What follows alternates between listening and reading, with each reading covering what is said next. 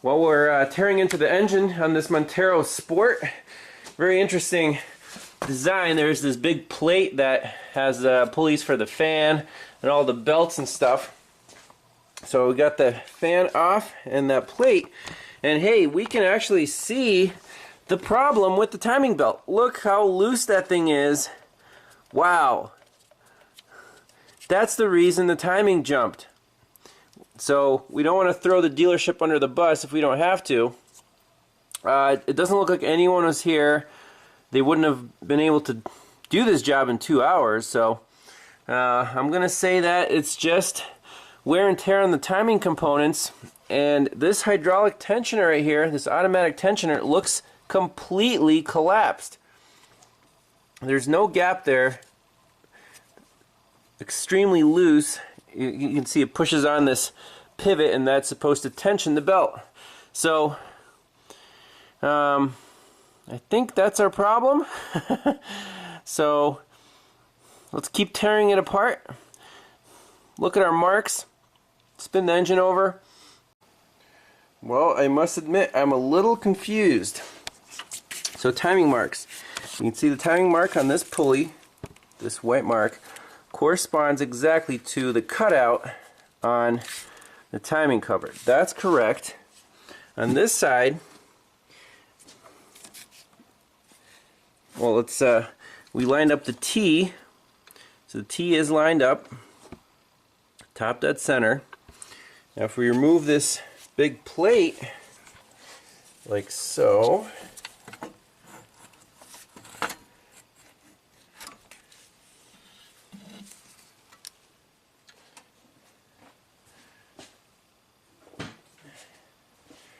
see that this mark is also lined up with our cover. So mechanical timing looks to be correct. Is there anything else that we're missing here? There's a reluctor wheel on this camshaft. You see those teeth right there, and the sensor is right here. I see there's a lot of like rust dust, like something was rubbing, and I think I might see some metal shavings down in here. That's not a good sign. So is it possible that the reluctor wheel on our crankshaft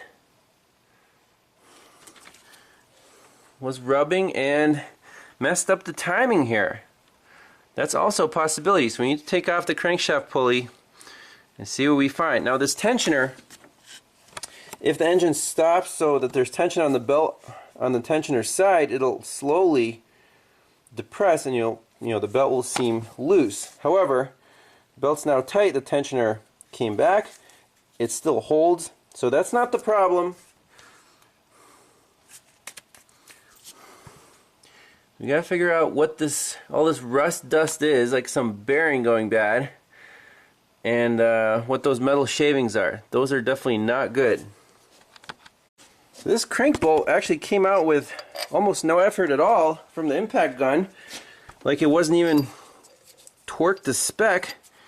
You see there's some rusty dust on there, but if it's not torqued to spec, is this pulley, was it wobbling? Did something skip, like the reluctor wheel on the actual crankshaft? We'll find out very soon.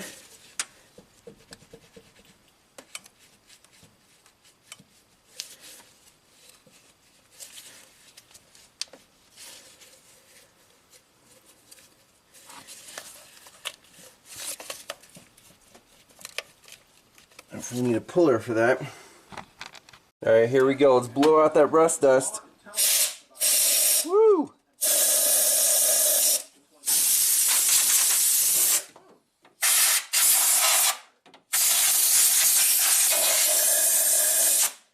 I gotta figure out how to get that pulley off. Alright, I got the pulley off. It came off with the actual timing belt sprocket. So the trick here is, if you're doing one of these single overhead cam Mitsubishis, is retract the timing belt tensioner. I just used a pry bar. stick a key in there, and that'll give you some wiggle room, so the belt will actually slip off of the pulley, and that will come off together with the harmonic balancer. So what do we see here? We see some carnage. So this rust dust, where's that coming from? Well, if you take a look at the actual crankshaft here, you see this Woodruff key is destroyed. It's basically hammered. End of that crankshaft is hammered. And then here's the reluctor wheel. That's not supposed to move. You see those two little holes, 1 and 2? Well, on the timing pulley, there are supposed to be 2 little pins that come out of here, and the reluctor wheel is fixed in place by those 2 pins. I'm not a big fan of this design because, well, you have problems taking this off, especially if you live in a rusty, salty environment. You can see how the pulley is rusted to the harmonic balancer because there's this pin that you have to hammer out right there. But basically it's a mess. So what do we need? We need a new crank pulley with the 2 pins. We need a new Woodruff key. I don't think it's supposed to be shifted like that. And that's where all the rust dust is coming from. The reluctor is wobbling so much that's where the little metal shavings came from. It was hitting the engine block. So I'm actually surprised this thing was running at all, considering that the spark time is controlled by, you know, the 3 lobes on the reluctor wheel there.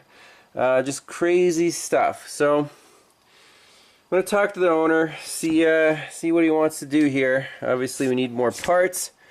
That's unfortunate. Can we put this back together ourselves? Can we just, you know, like, that's not going to work. See how hammered that Woodruff key is? There's all kinds of play. Oh man. It actually ate away at the crankshaft pulley, so that sucks. Alright, well, here's all the pieces of the puzzle. So, timing belt pulley, then we have our reluctor wheel, and then there's a little spacer in the back, and you see the remains of the sheared pins stuck in those holes.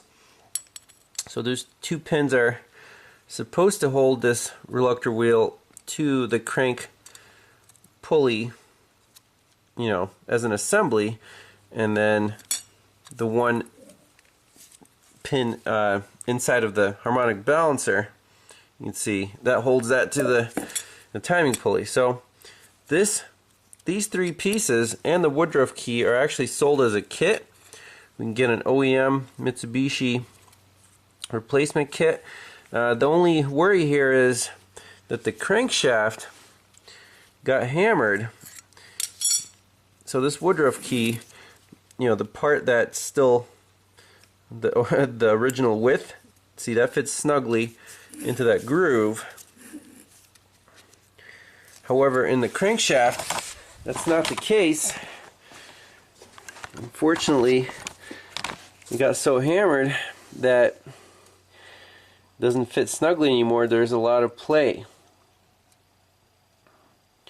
You can see how there's a gap. This thing was basically flopping around, and when it was right here, that's your 15 degrees of, you know, retarded crank timing or ignition timing. So once we get the new Woodruff key, if it's really loose in the crank here, we'll clean everything out. We can wedge a little shim in there, and when everything's said and done, everything's bolted together and torqued properly, that should not be a problem. So I think we can get away with just a new timing gear, Woodruff key, and whole timing belt, and this thing will be as good as new.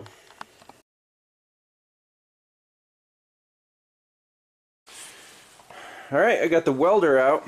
I want to repair this crankshaft. So you can see there's a new key, the Woodruff key for the crankshaft, and there's this big gap because it was basically getting hammered for, you know, who knows how long, and the key is wobbling. That 15-degree shift is the crank pulley and the timing pulley were shifted with the reluctor wheel, so that was causing our low power complaint. And you might ask, well, did we need the pressure transducer to diagnose this problem to see where the ignition timing was, you know, and with respect to TDC? Couldn't you just use a timing light with the crank pulley? Well, no, that would be very misleading because the whole assembly was shifted back, so with a timing light, that ignition timing would have checked spot on. But TDC now wouldn't correspond to the TDC mark on the crank pulley because it's shifted. So yes, the pressure transducer was the only sure way to diagnose this problem. I know that was going to come up as a comment. But let's get the welder out and lay a bead of weld, you know, fill that gap basically in the crankshaft, and I'll just use a grinder to smooth it out and maybe a file so this new key fits in nice and snug. And, that should be, I guess, the hardest part of the repair. Alright, here's the finished product. It took more time than I thought it would, so a bead of weld and then a lot of Dremel action to make this keyway fit. There's absolutely no more rocking or play, and the timing gear slides on very nicely, and then there's absolutely no side to side play of any kind. So I'm happy with that. That should be a fix. I just need to put some of this stuff together, like new cam seals, new tensioner, new pulleys, slap this thing back together. It should start and run. Alright, so I put all the new components on and just buzzed down the crank bolt. I want to back this truck out, at least start it, make sure it runs fine. I got other cars to do here, but we'll wrap this up. I don't see any reason that it shouldn't have more power now. Alright, here we go.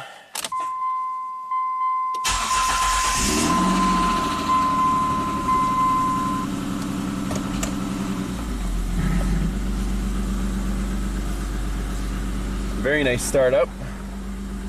Remember, no power steering right now.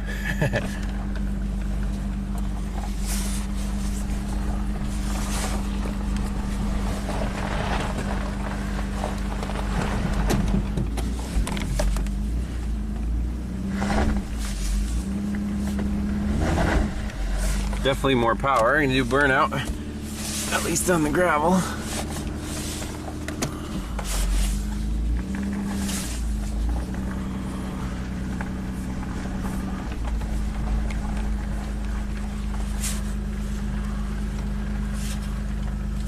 Sweet. Alright, we're peeling back the onion here. Got the engine at TDC, a little past, locked in with a breaker bar, and starting with bank 1. I got the valve cover removed. Let's remove all the rocker arms. They come off with these two shafts, and then we have easy access to all the valves, and we can change those valve seals out. Engine looks pretty dang clean, so it looks like the maintenance was definitely performed on time. No sludge or anything. So let's break these nuts loose here.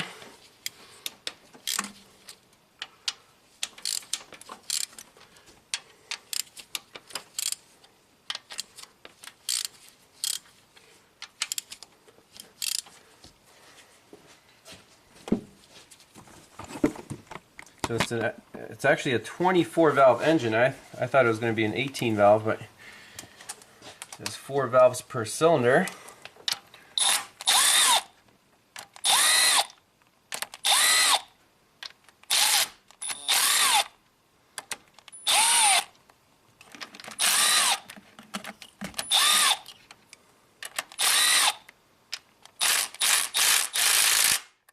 Loosen that one yet.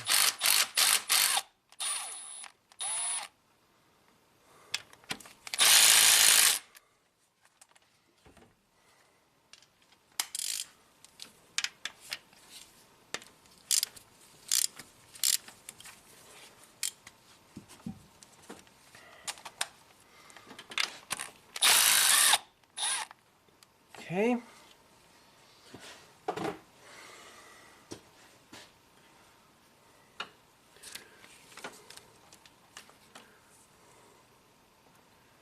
Set these aside.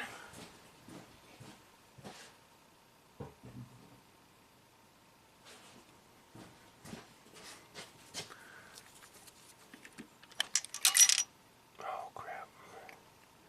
I lost some pieces here. Oh, those are just the hydraulic lifters. No big deal. There's one.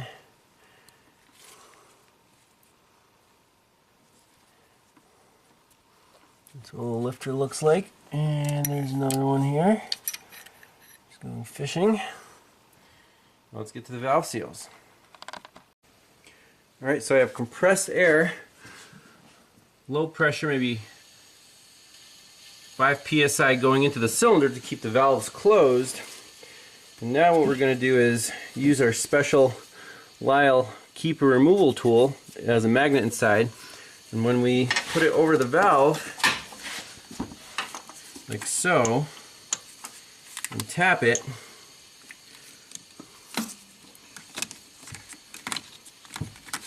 it should release the valve spring keepers. Let's see. Ta-da!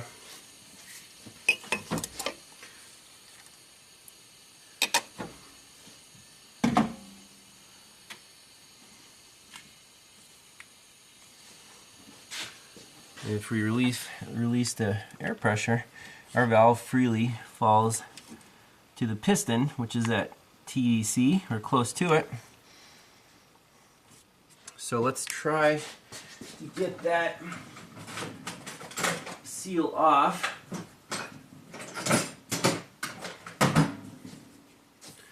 These small hose pliers here, and just grab it.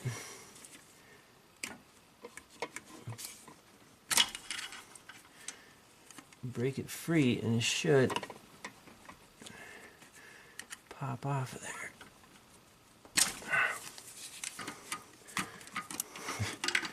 Once you do one or two, you'll get the hang of it.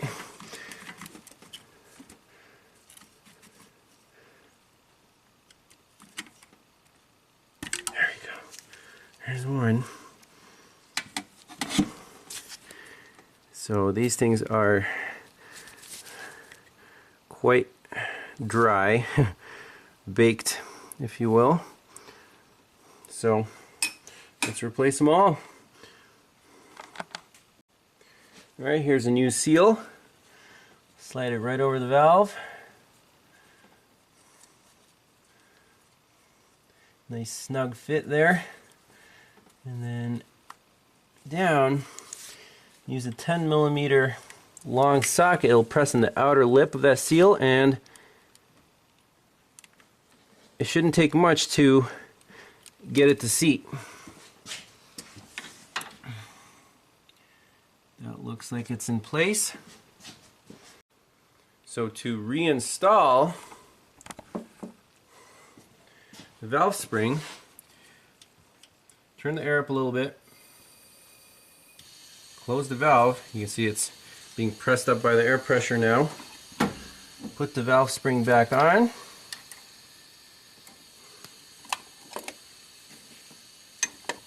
Then our cap. And then this is the special tool for the attachment.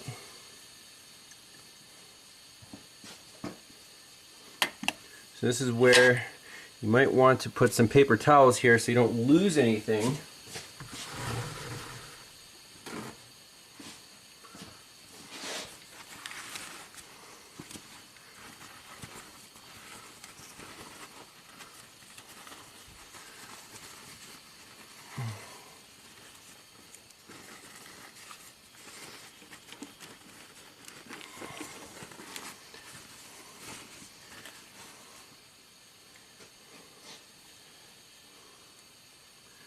Now with the keepers in place, like so.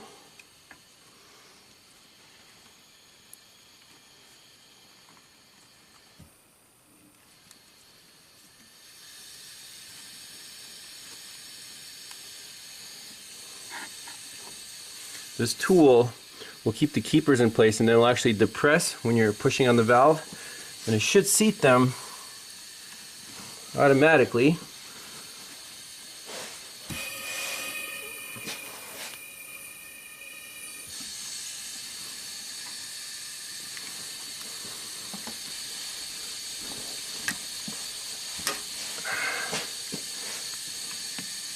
Okay, that's what it's supposed to look like. The keepers are back in on the valve spring. So that valve is done. Now we have 23 more to do.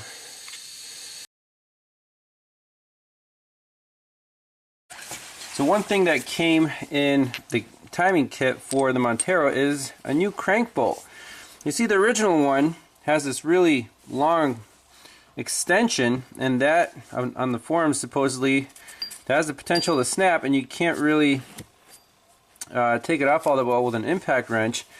So I think the modification was, hey, let's just use a regular crank bolt. It has the same length threads, just a deeper, you need a deeper socket to reach through the actual harmonic balancer. It's way in there. So I'm gonna put some grease on here and torque this thing. The spec's 135 foot-pounds. All right, here we go. Here is the crank pulley.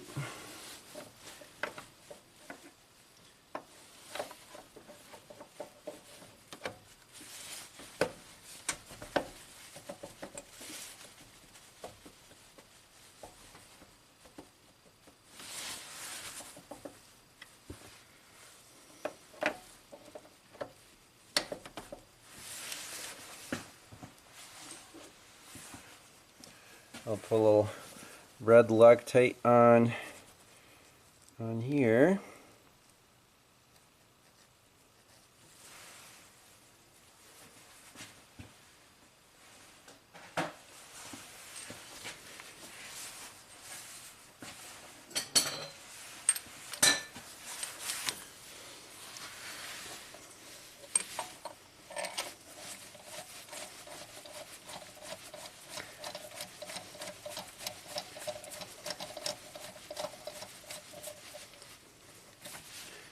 Alright, let's torque this thing to spec.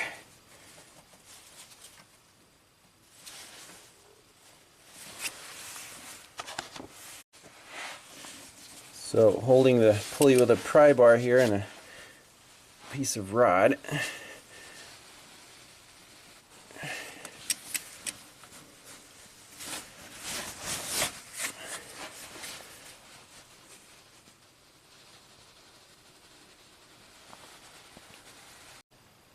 So we'll just tighten it down with the air wrench. I think that should be plenty tight. With the Loctite it'll hold just fine. The torque wrench I couldn't get to 135 foot-pounds, so a little air gun I think is more than sufficient. So let's button her back up with the intake manifold back on and take it for a spin. Alright, last piece of the puzzle, NGK wire set, made in Japan. Got these from Napa. The quality looks amazing. Everything's sealed and glued. Put a little dielectric grease on there, and the nice thing here is that they're actually labeled which cylinder the wires go to. So we'll just drop them in, and then plug them in and install our intake manifold. Finally take this thing for a test drive. I'm very excited to see how much power it should have. Let's see, that's number 6. That's number 4. Number 2.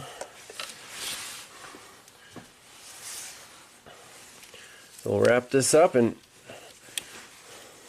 see how this thing runs. Alrighty, Cross your fingers. Here goes nothing.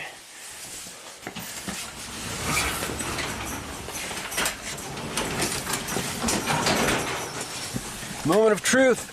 Ugh.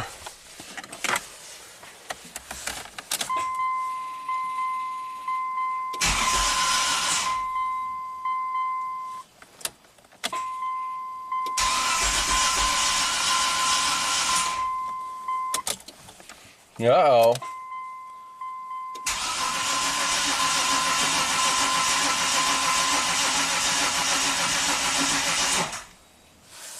See what's going on.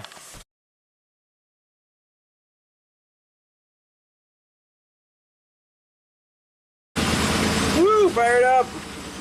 There's some smoke.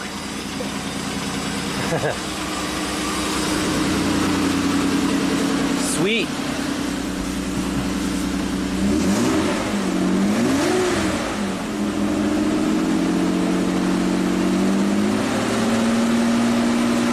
After doing all those valves, you know, if they're not completely seated, it just took a little while to get compression back, but I think we're in good shape.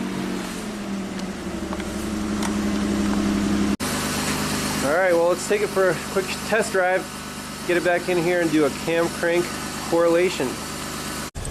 So far the Montero Sport is doing great. We're doing a little, it's in its element, doing a little Jeep trail, but power's significantly better. It's you know, still not a rocket, but got a lot more torque. And we'll call this one a fix. We'll bring it back to the shop and top off the coolant. Make sure nothing's loose. Make sure our cam and crank are in sync, and we'll ship it. Alright, well, we got some icy roads, but we'll try a 0 to 40 floor here. Four-wheel drive is on.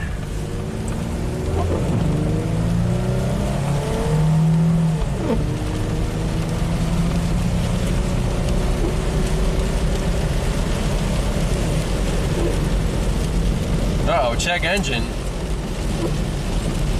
Well, take it back to the shop.